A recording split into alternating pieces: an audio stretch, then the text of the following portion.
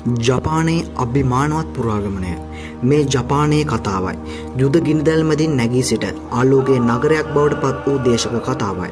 1945 වසර හිරෝෂිමා සහ නාගසාකි මුළු ලෝවම සලිත කර පිපිරීම් දෙකක් සියල්ල පස් බවට පත් කළා. නිවාස නගර, මිනිස් ජීවිත සහ ඔවුන්ගේ බලාපොරොත්තු සියල්ල දැවි අලුවී ගියා. නමුත් ජපානයේ යලි උපත ලැබූ එතැන් සිටයි මුළු ලෝකෙම මේ ජාතියේ අවසන් යයි සිතද්දී ඔවුන් තමාගේ දෑතින්ම තමන්ගේ ඉරණම ලියන්නට පටන් ගත්තා. ඔවුන්ගේ අධ්‍යාපනය තමන්ගේ අවිය කරගත්තා. කැපවීම තමන්ගේ වන්දනාව කරගත්තා. තාක්ෂණය තමන්ගේ විශ්වාසය බවට පත් කරගත්තා. අද රොබෝවරුන් නිර්මාණය කරන අධිවේගී දුම්රිය ධාවනය කරන සහ ලෝකයට විනය ගැන පාඩම් උගන්වන රට බවට එම දේශයේ පත්වතේ මිලා.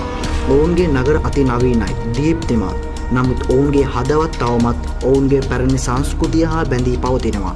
හිරෝෂිමා ස්මාරක උද්‍යානයේ ඇත්තේ නිශ්ශබ්දතාවයක් විය හැකියි. නමුත් ඒ නිශ්ශබ්දතාවය පිටුපස එක් හඬක් තිබෙනවා. කිසිවිටකත් පරාජය පිළිගන්නට එපා. ඒ ජපානයේ ආත්මයේ හඬ.